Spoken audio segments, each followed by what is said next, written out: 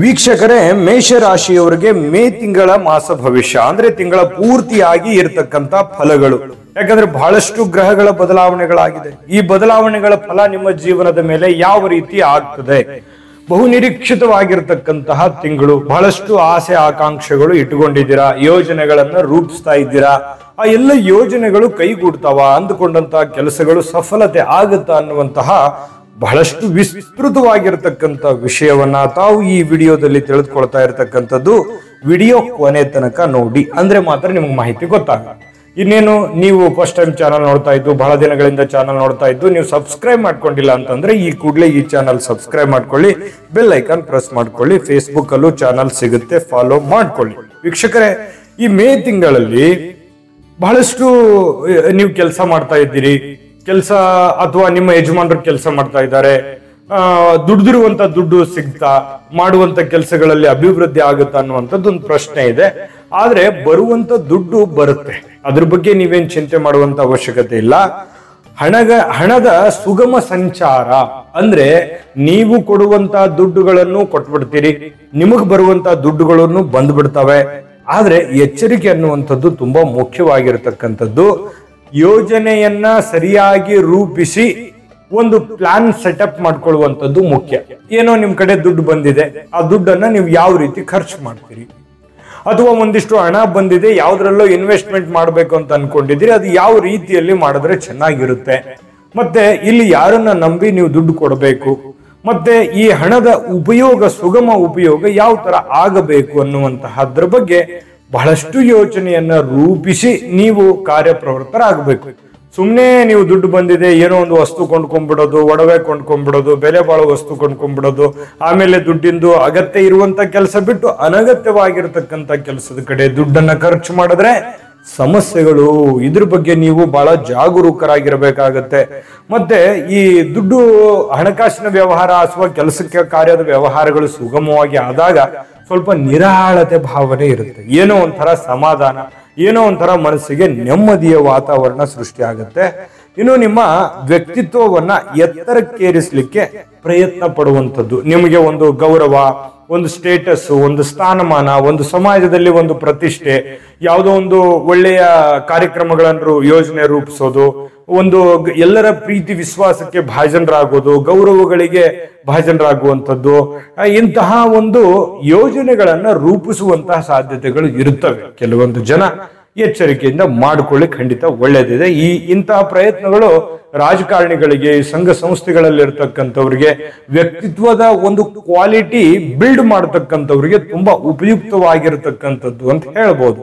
ಇನ್ನು ಕುಟುಂಬದ ಕಡೆ ಗಮನ ಕೊಡಬೇಕಾಗುತ್ತೆ. ನಿಮ್ಮ ತಂದೆ ತಾಯಿಗಳ ಕಡೆ, ನಿಮ್ಮ ಹೆಂಡತಿ ಕಡೆ, ಮಕ್ಕಳ ಕಡೆ, ಗಂಡನ ಕಡೆ, ನಿಮ್ಮ ಮನೆ ಕಡೆ, ನಿಮ್ಮ ಆರೋಗ್ಯದ ಕಡೆ, ನಿಮ್ಮ ಬೇಕು ಬೇಡಗಳ ಕಡೆಗೆ ಸ್ವಲ್ಪ ಗಮನ ಹರಿಸ್ಬೇಕು. ಬರೀ ಸದಾ ಕೆಲಸ, ಟೆನ್ಷನ್ನು, ಯಾವುದೋ ಒತ್ತಡ, ಅಥವಾ ಏನೋ ಬರೀ ಮೊಬೈಲ್ ನೋಡ್ತಾ ಡಿಫರೆನ್ಸ್ ಹೆಣ್ಣಿಗೆ ಹೋಗುವಂಥದ್ದು, ಅಥವಾ ಏನೋ ಒಂದೇ ಯೋಚನೆ ಮಾಡ್ತಾ ಟೆನ್ಷನ್ ಮಾಡ್ಕೊಳ್ಳೋದು, ಇದು ಒಳ್ಳೆ ಬೆಳವಣಿಗೆ ಅಲ್ಲ. ಸಕಾರಾತ್ಮಕ ದೃಷ್ಟಿಕೋನದಿಂದ ಯೋಚನೆ ಮಾಡಬೇಕು. ಯಾವುದೇ ಇದ್ರೂ ಕೂಡ ಮಿತವಾಗಿರ್ಬೇಕು. ಅತಿ ಆದ್ರೆ ಅಮೃತವು ವಿಷ ಆಗುತ್ತೆ ಅಂತ ಹೇಳ್ತಾರೆ. ಹಾಗಾಗಿ ಮಿತವಾಗಿ ನೀವು ಯೋಜನೆಯನ್ನ ರೂಪಿಸ್ಬೇಕು. ನಿಮ್ಮ ತಂದೆ ತಾಯಿಗಳ ಕಡೆ ನೋಡಿ, ಹೆಂಡತಿ ಕಡೆ ನೋಡಿ, ಗಂಡನ ಕಡೆ ನೋಡಿ, ಮಕ್ಕಳ ಕಡೆ ನೋಡಿ, ಕುಟುಂಬದ ಜೊತೆ ಸಮಯವನ್ನ ಕಳೀರಿ, ದುಡಿಯುವಂತ ಸಮಯದಲ್ಲಿ ದುಡಿಯಿರಿ, ಸರಿಯಾಗಿ ನಿದ್ದೆ ಮಾಡಿ, ಸರಿಯಾಗಿ ಊಟ ಮಾಡಿ, ಆರಾಮಾಗಿ ಪ್ಲಾನ್ ಸೆಟಪ್ ಮಾಡ್ಕೊಳ್ಳಿ. ಸೂಪರ್ ಆಗಿರುತ್ತೆ ಜೀವನ. ಇದ್ರ ಬಗ್ಗೆ ಒಂದು ಯೋಜನೆಯನ್ನ ರೂಪಿಸ್ಕೋಬೇಕು. ಇದು ಈ ತರ ನೀವು ಮಾಡುವಂತದ್ರಿಂದ ನಿಮ್ಗೆ ಒಳ್ಳೇದಾಗುತ್ತಾ ಏನಿಲ್ಲ ಬೇಕಿದ್ರೆ ಕಾಮೆಂಟ್ ಮಾಡೋದ್ರ ಮೂಲಕ ತಿಳಿಸಿ. ಇದೆಲ್ಲ ನಿಮ್ಗೆ ಎಚ್ಚರಿಕೆ. ಇದನ್ನ ಅನುಸರಿಸಬೇಕು, ಇದು ಅನುಷ್ಠಾನಕ್ಕೆ ತರಬೇಕು. ಈ ತರ ಮಾಡಿದ್ರೆ ಅದರ ಉಪಯೋಗ ಯಾವ ರೀತಿ ಇರುತ್ತೆ ಅನ್ನುವಂಥದ್ದು ನಿಮಗೆ ಗೊತ್ತಾಗತ್ತೆ. ಅದಕ್ಕಾಗಿನೇ ಈ ವಿಡಿಯೋ ಮಾಡ್ತಾ ಇರ್ತಕ್ಕಂಥದ್ರ ಉಪಯೋಗ. ಇನ್ನು ಕಚೇರಿ ಸಭೆಗಳಲ್ಲಿ ಭಾಗವಹಿಸುವಿಕೆ, 4 ಜನರ ಮಧ್ಯದಲ್ಲಿ ಸಡಾ ಓಡಾಟ, ತಿರುಗಾಟ, ಸಾರ್ವಜನಿಕ ವಲಯದಲ್ಲಿ ಒಳ್ಳೆ ಹೆಸರಿರುತ್ತದೆ. ಹಾಗಾಗಿ ಎಲ್ಲರ ಜೊತೆಯಲ್ಲೂ ಕೂಡ ಬೆರೆಯುವಂತಹ ಸನ್ನಿವೇಶಗಳು ನಿಮಗೆ ಕಂಡು ಬರ್ತಾ ಇರತಕ್ಕಂಥದ್ದು. ರಾಜಕೀಯ ಪ್ರಭಾವದಿಂದ ಶುಭವಾಗಿರತಕ್ಕಂಥ ಸುದ್ದಿಗಳನ್ನ ಸಿಗುವಂತಹ ಸನ್ನಿವೇಶಗಳಿದೆ. ರಾಜಕೀಯ ಕ್ಷೇತ್ರ ಅಂತೂ ತುಂಬಾ ಅದ್ಭುತವಾಗಿದೆ. ಮನೆಯಲ್ಲಿ ಸಂತಾನದ ಭಾಗ್ಯದ ಸಾಧ್ಯತೆ, ಕೆಲವೊಂದು ಜನರ ಮನೆಯಲ್ಲಿ ಇಂಥ ಒಂದು ಅವಕಾಶಗಳು ಕಂಡು ಬರುವಂತ ಸಾಧ್ಯತೆ ಇದೆ.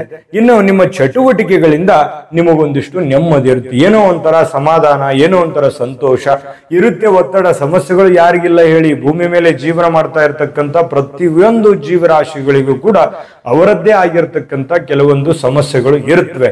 ಆದ್ರೆ ಅದನ್ನ ತಾಳ್ಮೆಯಿಂದ, ಶಾಂತತೆಯಿಂದ ನೀವು ಅದನ್ನೆಲ್ಲ ನಿಭಾಯಿಸ್ತಾ ಹೋಗ್ಬೇಕು. ಆ ಸಮಸ್ಯೆಗಳ ಮಧ್ಯದಲ್ಲಿಯೇ ಸುಖವಾಗಿರುವಂತಹ ದಾರಿಯನ್ನ ಕಂಡುಕೋಬೇಕು. ಅವಾಗ ಮಾತ್ರ ಜೀವನಕ್ಕೊಂದು ಅರ್ಥ ಬರುತ್ತೆ. ಇದ್ರ ಬಗ್ಗೆ ಗಮನ ಕೊಡುವಂತ ಪ್ರಯತ್ನವನ್ನ ನೀವಿಲ್ಲಿ ಮಾಡ್ಬೇಕು. ಇನ್ನು ಇಂಟ್ರೆಸ್ಟ್ ಪಾಯಿಂಟ್ ಇದಾವೆ. ವಿಡಿಯೋ ಈಗ ಸ್ಟಾರ್ಟ್ ಆಗಿದೆ, ಇನ್ನು ಅದ್ಭುತವಾದ ಈ ವಿಚಾರಗಳು ಇದಾವೆ, ಅದ್ರ ಬಗ್ಗೆ ತಿಳಿಸ್ಕೊಡೋಣ. ಅದಕ್ಕಿಂತ ಮುಂಚೆ ನಿಮ್ಮ ಹತ್ರ ಒಂದು ಮುಖ್ಯವಾದ ವಿಡಿಯೋ ಬರ್ತಾ ಇದೆ, ಅದನ್ನ ನೋಡ್ಕೊಂಬನ್ನಿ. GB predictions. ನಿಮಗೆ ನಿಮ್ಮ ಮುಂದಿನ ಭವಿಷ್ಯ ಹೇಗಿದೆ ಅಂತ ತಿಳಿದುಕೊಳ್ಳುವ ಕುತೂಹಲ ಇದೆಯಾ? ಹಾಗೂ ನಿಮ್ಮ ಮಕ್ಕಳ ಮುಂದಿನ ಭವಿಷ್ಯ ಹೇಗಿದೆ ಅನ್ನುವಂತಹ ಕುತೂಹಲ ಕೂಡ ಇದ್ದೇ ಇರುತ್ತೆ ಅಲ್ವಾ? ಹಾಗಾದರೆ ನಿಮಗೆ ನಿಮ್ಮ ಜಾತಕದ ಅವಶ್ಯಕತೆ ಇದೆ. ಹಾಗಿದ್ದರೆ ಇಲ್ಲಿದೆ ನಿಮಗೆ ಸುವರ್ಣಾವಕಾಶ. JB ಪ್ರೆಡಿಕ್ಷನ್ಸ್ ಅವರು ನೀಡುತ್ತಿರುವ ಜಾತಕಗಳನ್ನು ಈಗಲೇ ಆರ್ಡರ್ ಮಾಡಿ. ವಿದ್ಯಾಭ್ಯಾಸ, ಉದ್ಯೋಗ, ವಿವಾಹ, ಆರೋಗ್ಯ, ಸಂತಾನ, ವ್ಯಾಪಾರ ವ್ಯವಹಾರ, ಇನ್ನು ಜಾತಕದಲ್ಲಿನ ಅನೇಕ ಮಾಹಿತಿಗಳು ನೀವು ಮನೆಯಲ್ಲಿಯೇ ಕುಳಿತುಕೊಂಡು ಸರಳವಾಗಿ ತಿಳಿದುಕೊಳ್ಳಬಹುದು. ಹಾಗೂ ಕೆಲ ಸಮಸ್ಯೆಗಳಿಗೆ ಪರಿಹಾರಗಳು ಕೂಡ ತಿಳಿದುಕೊಳ್ಳಬಹುದು. ವಿಶೇಷವಾಗಿ ಈ ಜಾತಕದಲ್ಲಿ ಗೋಚಾರ ಫಲಗಳು, ನಕ್ಷತ್ರ ಫಲಗಳು, ಪಂಚಾಂಗ ಫಲಗಳು, ದಶಾಫಲಗಳು, ಪರಿಹಾರಗಳು ಕೂಡ ಹಾಗೂ ಜನ್ಮಕುಂಡಲಿಯ ಸಂಪೂರ್ಣ ವಿಶ್ಲೇಷಣೆ ಇದರಲ್ಲಿ ಮಾಡಲಾಗಿದೆ. ಈ ಜಾತಕಗಳು ಎಲ್ಲ ಭಾಷೆಗಳಲ್ಲಿಯೂ ದೊರೆಯುತ್ತವೆ. ನಿಮ್ಮ ಜಾತಕಗಳು ಪಡೆಯುವ 2 ವಿಧಾನಗಳು ಈ ರೀತಿ ಇದೆ. ಮೊದಲನೇ ವಿಧಾನ, ನಿಮ್ಮ ವಾಟ್ಸಪ್ ಸಂಖ್ಯೆಗೆ PDF ಫೈಲ್ನ ಮೂಲಕ ಕಳಿಸಲಾಗುತ್ತದೆ. ನೀವು ಇದನ್ನ ಮೊಬೈಲ್ನಲ್ಲಿಯೇ ಉಪಯೋಗಿಸಬಹುದು. ಇದನ್ನ ಪ್ರಿಂಟ್ ಕೂಡ ಹಾಕಿಸಿಕೊಳ್ಳಬಹುದು. ಇದರ ಬೆಲೆ 1100 ರೂಪಾಯಿ ಇರುವಂತಹ ಈ ಜಾತಕ ಕೇವಲ 499 ರೂಪಾಯಿಗೆ ಸಿಗ್ತಾ ಇದೆ. ಪ್ರತಿಯೊಂದು ಜಾತಕ 60 ರಿಂದ 80 ಪುಟಗಳು ಒಳಗೊಂಡಿರುತ್ತವೆ. ಆರ್ಡರ್ ಮಾಡುವ ವಿಧಾನ: 8197533688. ಈ ವಾಟ್ಸಪ್ ಸಂಖ್ಯೆಗೆ ನಿಮ್ಮ ಹೆಸರು, ಜನ್ಮ ದಿನಾಂಕ, ಹುಟ್ಟಿದ ಸಮಯ, ಹುಟ್ಟಿದ ಜಿಲ್ಲೆ, ಈ ಎಲ್ಲ ಮಾಹಿತಿ ವಾಟ್ಸಪ್ ಮಾಡಿ ನಿಮ್ಮ ಭವಿಷ್ಯದ ಕನ್ನಡಿಯನ್ನ ಪಡೆದುಕೊಳ್ಳಿ.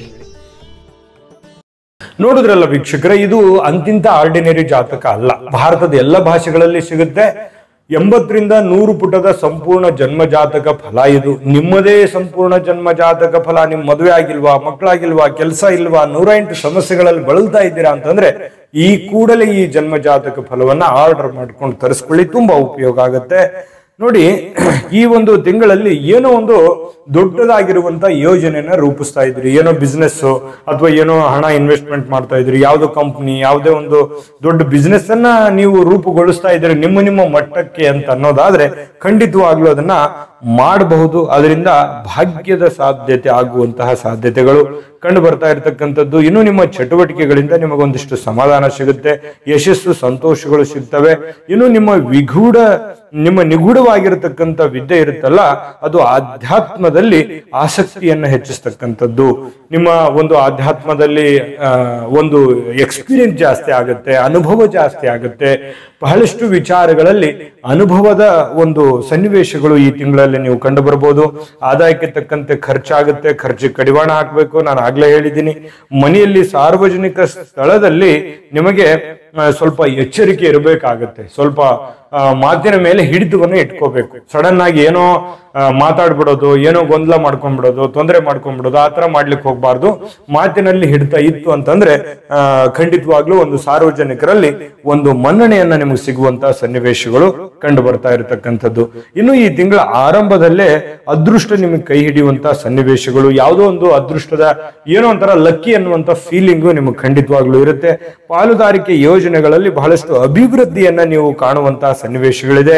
ಆರ್ಥಿಕವಾಗಿರತಕ್ಕಂಥ ಪರಿಸ್ಥಿತಿ ತುಂಬಾ ಉತ್ತಮವಾಗಿರುವಂತದ್ದು. ಮನರಂಜನೆಯಲ್ಲಿ ಸಂತೋಷವಾಗುವಂತಹ ಸನ್ನಿವೇಶಗಳಿದೆ. ಕುಟುಂಬದ ಹಿರಿಯರ ಆರೋಗ್ಯದ ನಿಮಿತ್ತ ಸ್ವಲ್ಪ ಆಸ್ಪತ್ರೆಗೆ ಅಲದಾಡುವಂತಹ ಸಾಧ್ಯತೆಗಳು ಚಿಕ್ಕ ಪುಟ್ಟದಾಗಿ ಕಂಡು ಬರುತ್ತೆ. ಹಾಗಾಗಿ ಸ್ವಲ್ಪ ಅಡ್ವಾನ್ಸ್ ಆಗಿ ಎಚ್ಚರಿಕೆ ಇರಲಿ. ಅಂತಿಮ ಹಂತದಲ್ಲಿರುವ ಯೋಜನೆಗಳಲ್ಲಿ ಸಣ್ಣ ಪುಟ್ಟ ಅಡೆತಡೆಗಳಿದ್ರೂ ಕೂಡ ಹೆಚ್ಚಿನ ಪರಿಶ್ರಮದಿಂದ ನಿಮಗೆ ಸಕ್ಸಸ್ ಸಿಗೋದಕ್ಕೆ ಸಾಧ್ಯವಿದೆ ಅನ್ನುವಂಥದ್ದು ಗಮನದಲ್ಲಿಟ್ಕೋಬೇಕು. ಇನ್ನು ಮನಸ್ಸಿನಲ್ಲಿ ಎಲ್ಲೋ ಒಂದು ಕಡೆ ದುಗುಡ, ಎಲ್ಲೋ ಒಂದು ಕಡೆ ದುಮ್ಮಾನ, ಏನೋ ಒಂಥರ ಆತಂಕ ಇರುತ್ತೆ. ಆತಂಕದಿಂದ ಹೊರಗಡೆ ಬನ್ನಿ, ಖಂಡಿತ ಜಯ ನಿಮ್ಮದೇ. ಛಲ ಬಿಡದೆ ಹೋರಾಟ ಮಾಡಿ, ಖಂಡಿತವಾಗ್ಲೂ ಅನುಕೂಲ ಆಗುತ್ತೆ. ಕಚೇರಿಯಲ್ಲಿ ಕೆಲವೊಬ್ಬರ ಸಂಚಿನಿಂದ ಸುಮ್ಮನೆ ಸಿಕ್ಕಾಕೊಳ್ಳುವಂತ ಸನ್ನಿವೇಶಗಳಿದೆ.